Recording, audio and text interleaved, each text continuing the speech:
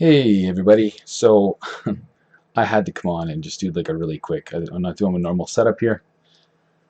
This is a hack setup, but I'm just watching the end of this clip and you gotta watch this because he's 100% right. But the wild part about it is how you can say all this stuff and say, "Hey, it's not a conspiracy." When what is a conspiracy other than a group of people all working together behind the scenes who are not necessarily being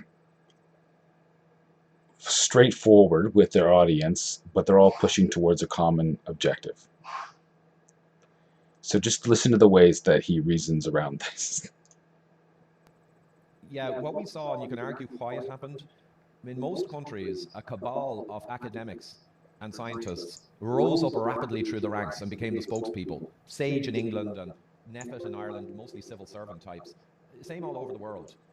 It's like the wrong people rose up and embraced the madness. And once they engaged in it and drove it, now they're committed, they're invested, and they hold an iron grip on the narrative and the media. And all the scientists began to wake up because, to be honest, Reid, all the scientists in March couldn't know about Professor Levitt, and they couldn't know that the modelling was junk. So they kind of thought, well, look at Italy, look at the fridges. So it seemed okay to say, well, let's lock down for a few weeks to flatten the curve. And when a few weeks passed, the curve turned of its own accord, we know now. They didn't want to let go of the lockdown. So you've increasingly seen good scientists try to rise up to get science back into the picture. But the problem now is the media won't feature them, YouTube censor them, everyone calls them granny murderers, and suddenly the initiative is gone, and the bad guys have the initiative, and by God, they're holding on to it. And that's to this day is what's happening. Yeah. In all morning, and they're talking about it's going to be worse than before. And these are doctors that come on television that do this. They're kind of shill doctors or something, but it's amazing. How could these doctors not see this when people like you have presented it for them and given it to them on a silver platter? It's hard to figure It's this stuff out at first. It is because you're alone and you don't know. But So again, this is Ever Cummins, otherwise known as the Fat Emperor. I believe his website is thefatemperor.com.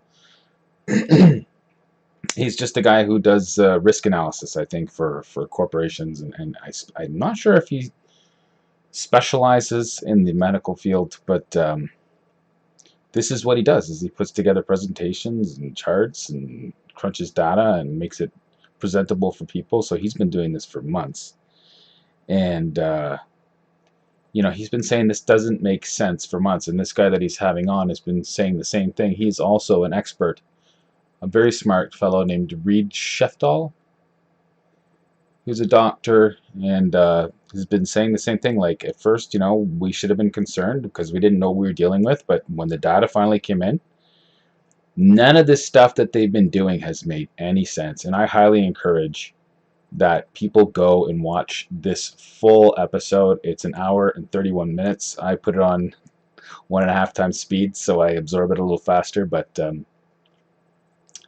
and they're going to be this is part one. They're going to be putting out a part two, but you have to understand that none of this makes sense unless there's another agenda. And right here, even two very intelligent people, I haven't heard them mention Agenda 2030 one time, although Cummins has said agenda several times. He's mentioned the WHO, he's mentioned the WEF, he's mentioned the UN.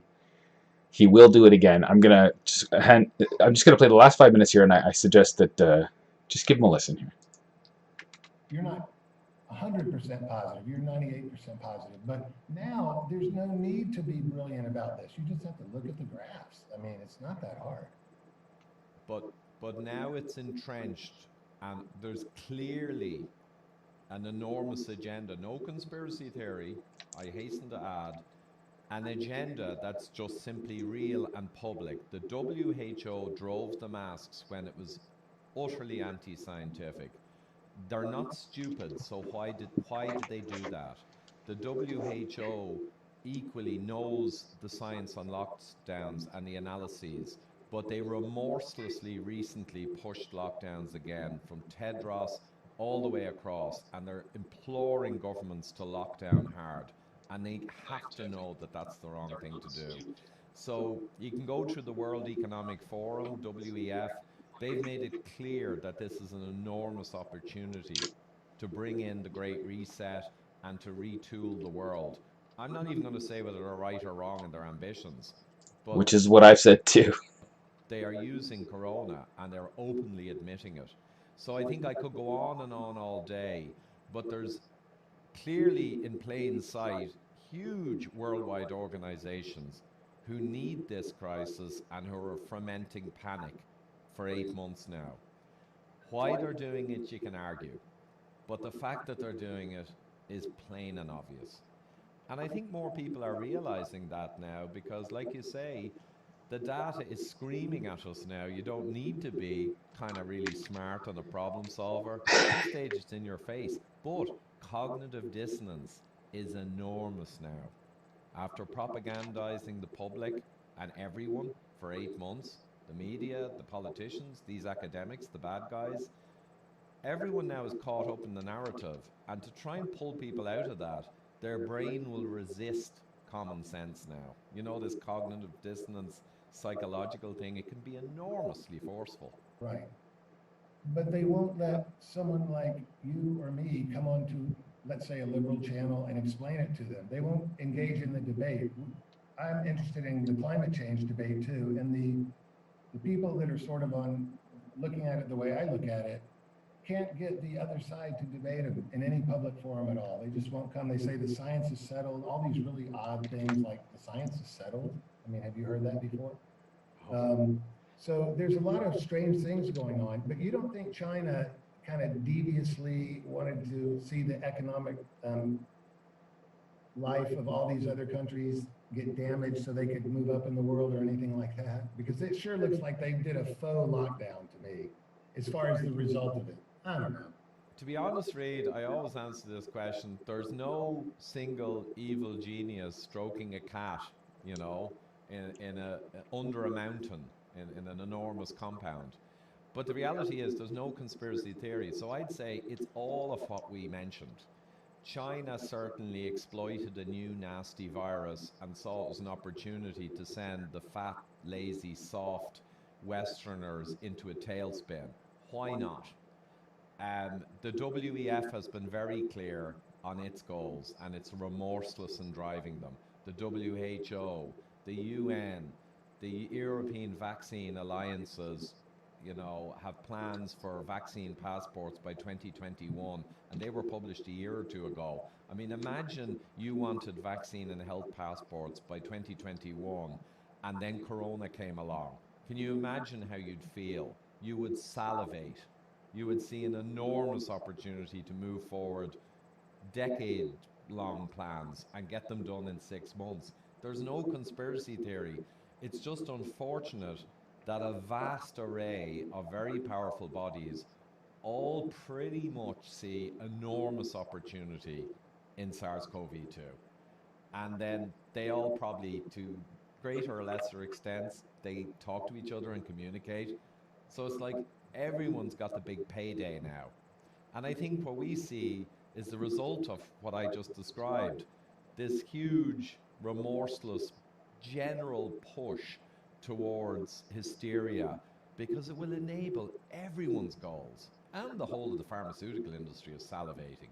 Like, it's just one of those phenomena that unfortunately has been exploited beyond belief, and no conspiracy. And just So, my wife just told me she went to Fortino's, a supermarket chain here in Canada. I don't know if it's anywhere else. I know it's in Canada. And she was there, and she was just kind of standing by when some guy had come up, and the store manager was there, and some guy had come up, and he was freaking out. She said that she was just kind of like casually eavesdropping, as you tend to do, we tend to do, everyone tends to do. And what she was hearing was this guy was freaking out because some woman was not, she was touching things, or she didn't quite get that part, but he was demanding of the store manager to do something. to take some kind of action because he was afraid. He was afraid of this woman and her germs.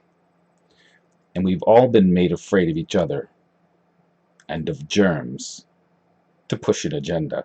Initially, it might have been benevolent, but early on, this thing was seized upon.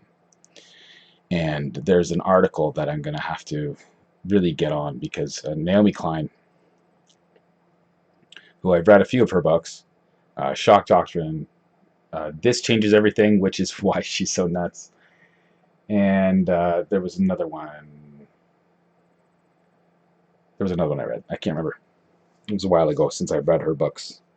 I did find her books kind of preachy. And kind of pompous. She's very pompous the way that she speaks to people. Like she just knows everything, and she's like the prototypical Karen.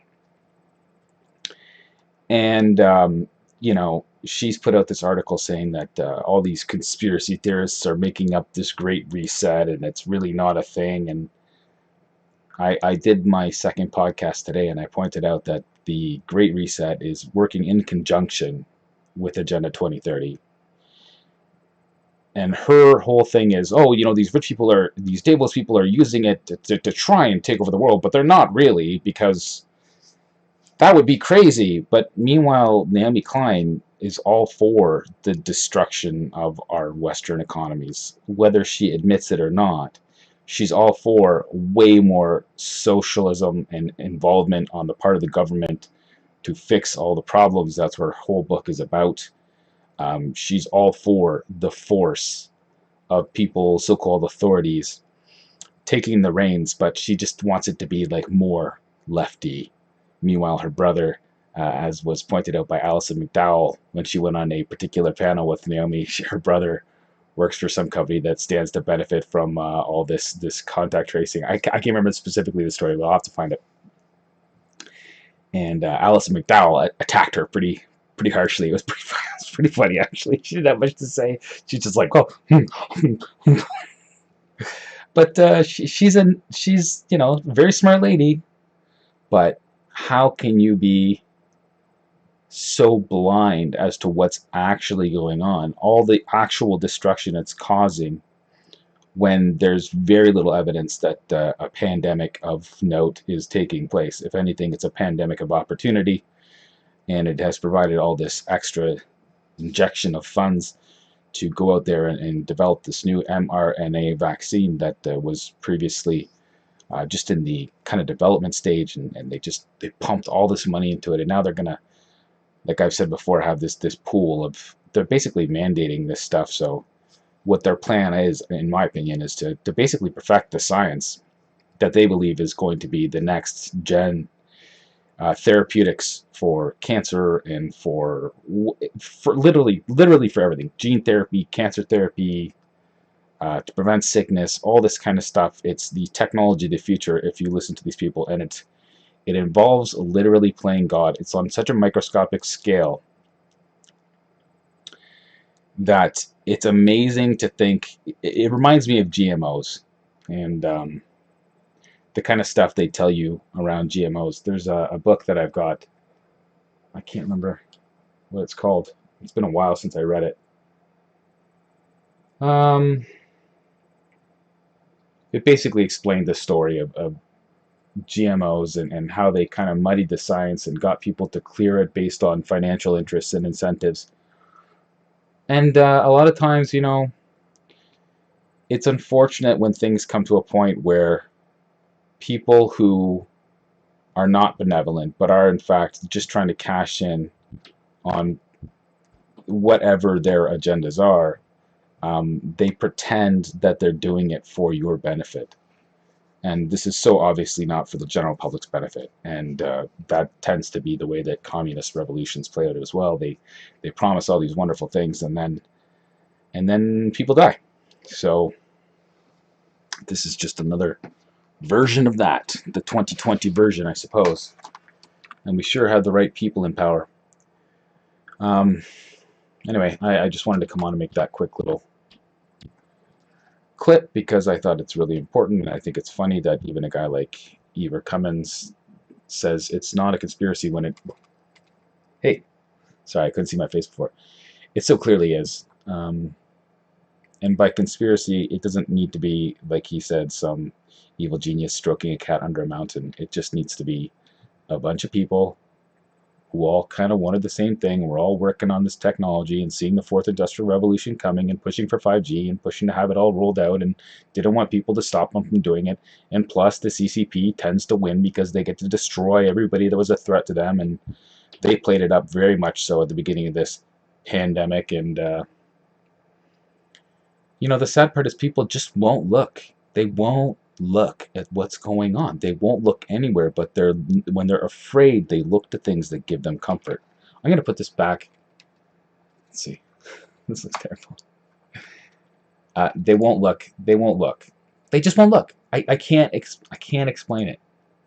I cannot explain what's motivating people. Go. That's a Christmas movie. In case you didn't know. I'm going to totally watch it. They won't look. What is wrong with people? It's so clearly, obviously not what they're saying it is, and they're not just affecting the lives of people in the West who, are expressing white fragility or whatever. And just afraid to lose the thing. No, we built these countries, okay? So people that go to jobs and do what they do, and myself, whether it's hard labor or what I was doing, where I was collecting money from people who didn't necessarily want to part with it, and dealt with a lot of bad attitudes and constantly reinforcing the positive behaviors of trying to get people to pay bills on time. How are you going to get people to pay bills on time when you are taking over the job creator position? And as a government goes, governments are the most wasteful people when it comes to learning how to spend money, unless, of course, they can control every possible aspect of your life, and right down to the calorie, right down to what you should be paying for social justice reasons. And you better believe that the extremely wealthy rich are not going to suffer in the way that everyone else is going to suffer. See, because they're the ones that are going to help walk this through. And I can't imagine what kind of sociopathic nature you would have to want to be on that team. You would have to have so little regard for common people that you might call them deplorable or something. You might call them, anyone who doesn't agree with me is Hitler, or just, one of those ridiculous tropes.